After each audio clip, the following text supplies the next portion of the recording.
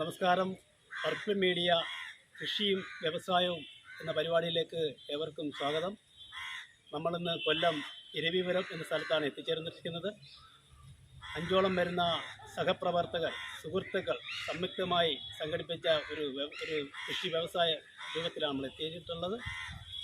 ഇതിൽ നിന്നും ലാഭം മാത്രമല്ല അവർ പ്രതീക്ഷിക്കുന്നത്, നമ്മുടെ ജനനന്മയ്ക്ക് പ്രാദേശിക തലത്തിലുള്ള ആളുകൾക്ക് നല്ല കുറച്ച് കൃഷി വിഭവങ്ങൾ നൽകുക, അതുവഴി അവർക്ക് മറ്റ് അസുഖങ്ങളിൽ നിന്ന് അവരെ മോചിപ്പിക്കുക എന്ന ലക്ഷ്യത്തോടു കൂടിയാണ് ഈ കൃഷികൾ ഇവിടെ നടത്തിക്കൊണ്ടിരിക്കുന്നത്.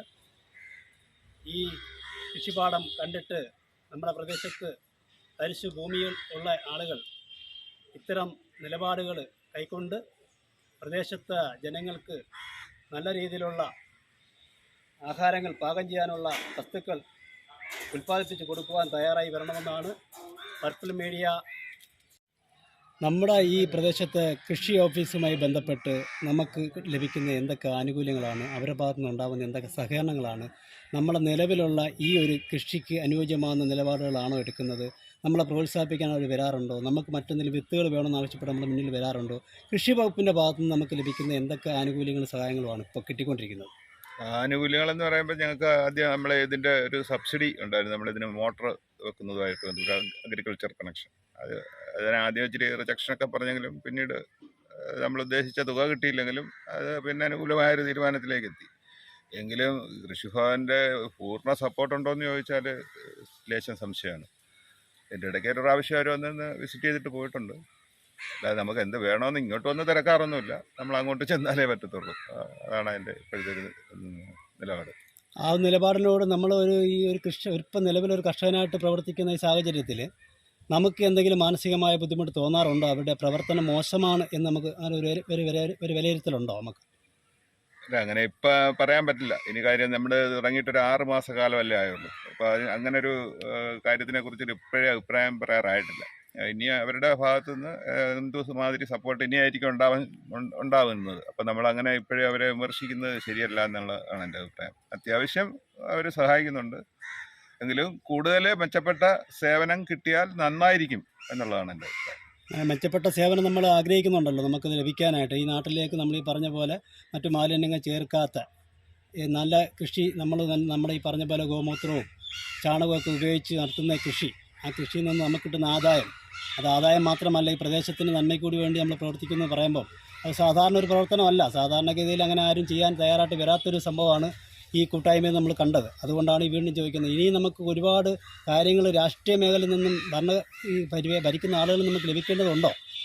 തീർച്ചയായും ഉണ്ട്. തീർച്ചയായും കൂടുതൽ സേവനം നമ്മൾ പ്രതീക്ഷിക്കുന്നു തന്നെയുണ്ട്. കൂടുതൽ സേവനങ്ങൾ കിട്ടണം. സർക്കാർ ഭാഗത്തു നിന്നായാലും ഈ പറഞ്ഞ കൃഷിഭവൻ്റെ ഭാഗത്തു നിന്നായാലും കൂടുതൽ സേവനങ്ങൾ ഞങ്ങൾ പ്രതീക്ഷിക്കുന്നുണ്ട്. അത് ഭാവിയിൽ കിട്ടുമായിരിക്കും എന്ന് തന്നെയാണ് ഞങ്ങളുടെ പ്രതീക്ഷ. തീർച്ചയായിട്ടും ഞങ്ങളത് പ്രതീക്ഷിക്കുന്നതെന്ന് വെച്ച് കഴിഞ്ഞാൽ, ഞങ്ങൾ ഈ ഒരു ഫ്ലോട്ടിൽ മാത്രം ഒതുങ്ങി നിൽക്കാനല്ല ഞങ്ങൾ ആഗ്രഹിക്കുന്നത്. കൊച്ചു സംരംഭകർ, താല്പര്യമുള്ളവരെ താല്പര്യപ്പെടുത്തുകയും മാനസികമായ ഒരു തയ്യാറെടുപ്പ് നടത്തുകയും അതുപോലെ തന്നെ കൃഷിയിൽ കൂടുതൽ ആൾക്കാരെ ഇത് കൊണ്ടുവരികയും അങ്ങനെ നാട് മൊത്തം, നമ്മുടെ വീടും നമ്മുടെ പരിസരവും നമ്മുടെ നാട് മൊത്തവും ഒരു ജൈവ കർഷക സംസ്കാരം വളർത്തിയെടുക്കുക എന്നുള്ള ഒരു ലക്ഷ്യമാണ് ഞങ്ങൾക്കുള്ളത്. തീർച്ചയായിട്ടും കൃഷിഭവൻ്റെ ഭാഗത്തുനിന്ന് ഭാഗ്യമായിട്ട് അവർ സപ്പോർട്ട് ചെയ്യുന്നെങ്കിലും തീർച്ചയായിട്ടും ഞാൻ ഇടയ്ക്കിടയ്ക്കൊക്കെ കൃഷിഭവനുമായിട്ട് ബന്ധപ്പെടുന്നതാണ്. ഞങ്ങളെല്ലാവരും തന്നെയും വളരെ നല്ലൊരു സമീപനമാണ് അവർ എടുത്തുകൊണ്ടിരിക്കുന്നത്. ഭാവിയിൽ നാളെ പൂർണ്ണമായ ഒരു സപ്പോർട്ട് ഞങ്ങൾക്കുണ്ടാവും. മാത്രമല്ല, ഞങ്ങൾക്കൊരു ജൈവ കൃഷിയെക്കുറിച്ചുള്ളൊരു ക്ലാസ് ഇവിടെ വെച്ച് നടത്താമെന്ന് പറഞ്ഞിരിക്കുകയാണ്. ഒക്കെ കൊണ്ടും നല്ലൊരു മുന്നേറ്റമാണ് ഞങ്ങൾ നടന്നുകൊണ്ടിരിക്കുന്നത്. ഞങ്ങൾ ആഗ്രഹിക്കുന്നത് തന്നെയാണ് നാട്ടിൽ മൊത്തത്തിൽ ഒരു നല്ലൊരു മാറ്റം വരുത്തണമെന്ന് ആഗ്രഹിക്കുകയാണ്.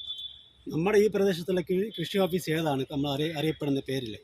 നമ്മൾ ശരിക്കും പറഞ്ഞാൽ ഇരവിപുരം ആണ്. ഇവിടെ ഇരവിപുരം മണ്ഡലമാണ്. ഇരവിപുരം കൃഷിഭവൻ എന്നാണ് അറിയപ്പെടുന്നത്. ഇരവിപുരം കൃഷിഭവൻ, അതായത് മുഖത്തല ബ്ലോക്കിൽപ്പെട്ട ഇരവിപുരം ബ്ലോക്കിൽപ്പെട്ട 8 കൃഷിഭവനിൽ ഒരു കൃഷിഭവനാണ് ഇരവിപുരം കൃഷി. ഗോമൂത്രം ഇതാണ് നമ്മൾ ഈ കൃഷിക്ക് മൊത്തത്തിൽ ഉപയോഗിക്കുന്നത്. ഇതിനകത്ത് ഇത് ഡയലൂട്ട് ചെയ്ത് ഒരു 5 ഇരട്ടി വെള്ളം ചേർത്ത് ഡയലൂട്ട് ചെയ്താണ് ചീരയ്ക്കും ബാക്കിയുള്ള എല്ലാ ചെടികൾക്കും വളം എടുത്തത്. ഇതും ചാണകപ്പൊടിയും അല്ലാതെ മറ്റ് ജൈവവളം അല്ലാതെ വേറൊന്നും ഈ കൃഷിക്ക് ഞങ്ങൾ ഉപയോഗിക്കാറില്ല. അതുകൂടാതെ തന്നെ നമ്മുടെ ഗ്രൂപ്പിൽ പിന്നെ ശ്രീ സത്യൻ മാഷ് ഈ ഗ്രൂപ്പിലുണ്ട്. അദ്ദേഹം വിദ്യാഭ്യാസ ഡിപ്പാർട്ട്മെന്റിൽ നിന്ന് റിട്ടയർ ചെയ്ത ഒരു ജീവനക്കാരനാണ്. അദ്ദേഹത്തിന് അല്പം തിരക്കുണ്ടെങ്കിൽ തന്നെയും അദ്ദേഹം കിട്ടുന്ന സമയത്ത് നമ്മളിവിടെ വന്ന് വേണ്ടുന്ന സഹായങ്ങൾ ചെയ്യുകയും വേണ്ടുന്ന നിർദ്ദേശങ്ങളൊക്കെ തരികയൊക്കെ ചെയ്യാൻ സഹായിക്കുന്നുണ്ട്.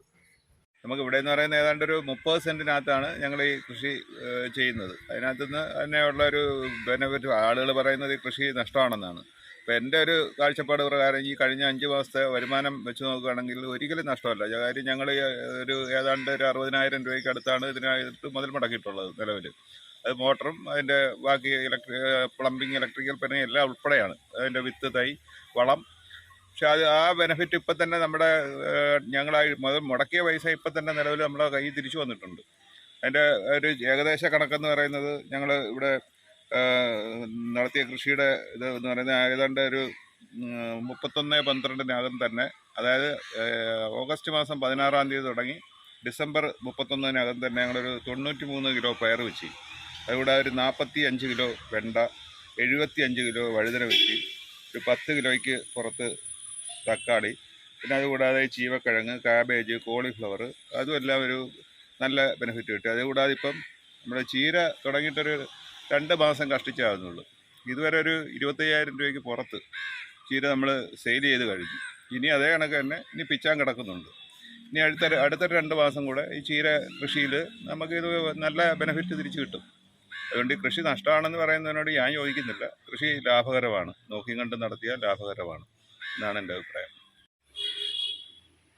ഇതുമായിട്ട് ബന്ധപ്പെട്ട് ഈ ആദ്യമേ ഞങ്ങളൊരു കൂട്ടായ്മ ഉണ്ടാക്കിയെന്ന് പറയുന്നതിൽ ഈ എൻ്റെ ഒരു സഹോദരനുണ്ട്, ശ്രീരാജുണ്ട്. അതുകൂടാതെ നമ്മുടെ തന്നെ ഒരു സുഹൃത്ത്, അദ്ദേഹം ബിസിനസ് പരമായിട്ട് തിരക്കുള്ളൊരു മനുഷ്യനാണ്, ഭുവേഷ് എന്ന് പറഞ്ഞിട്ടൊരാളുണ്ട്. അതിനൊക്കെ ഫുൾ ടൈം കൃഷി ചെയ്യുന്ന ഒരു മധു എന്ന് പറയുന്ന ഒരാൾ ഇതിൻ്റെ കൂടെ ഉണ്ടായിരുന്നു. പിന്നെ നേരത്തെ ഞാൻ പറഞ്ഞ ESIയിൽ റിട്ടയർ ആയതൊരു കർണൻ സാറ്. ഇത്രയും പേരായിട്ട് ആദ്യം തുടങ്ങിയത്. പിന്നെ ഈ സുരേഷ്, സുഭാഷ്, നേരത്തെ പറഞ്ഞ സത്യമാഷ്, ഞാനും ചേർന്നാണ് ആദ്യം തുടങ്ങിയത്. ഇപ്പം എല്ലാവരും ആക്റ്റീവാണോ എന്ന് ചോദിച്ചാൽ അല്ല, എന്നാലും 4-5 പേര് മിക്കവാറും ആക്റ്റീവായിട്ട് വർക്ക് ചെയ്യുന്നുണ്ട്. ഇനി ആളിനെ കൂട്ടാനുള്ളൊരു പരിപാടിയാണ്. ഞങ്ങൾക്ക് സമയം തികയുന്നില്ല. കൂടുതൽ ആളുകളെ പങ്കെടുപ്പിച്ചുകൊണ്ട് ഇത് ഇച്ചിരി കൂടെ നല്ല രീതിയിൽ കൊണ്ടുപോകാനാണ് ഞങ്ങൾ ആഗ്രഹിക്കുന്നത്.